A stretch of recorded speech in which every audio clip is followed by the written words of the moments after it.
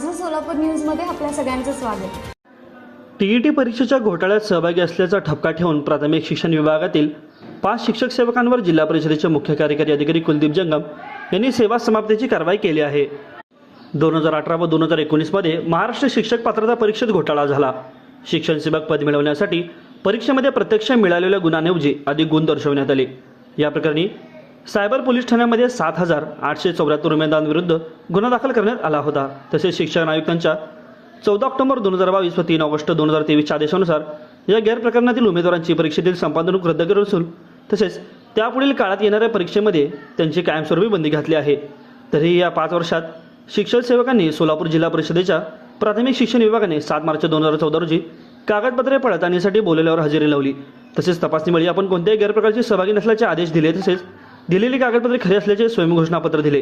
ती चुकीची आढळल्यास कारवाईस पात्र असल्याचे त्यांनी सांगितले। शिक्षक पात्रता परीक्षेतील घोटाळ्यातील सोलापूर जिल्हा परिषद प्राथमिक शिक्षण विभागामध्ये कार्यरत असलेल्या शिक्षण सेवकांनी बनावट व खोटी कागदपत्रे सादर करून नोकरी मिळवली होती। त्यांच्याविरुद्ध टीईटी 2019 परीक्षा घोटाळ्यामध्ये गुन्हा दाखल करण्यात आला होता। चौकशीनंतर मुख्य कार्यकारी अधिकारी कुलदीप जंगम यांनी त्या 5 शिक्षण सेवकावर सेवामुक्तीची कारवाई केल्याचा आदेश 2 दिवसांपूर्वीच काढला आहे।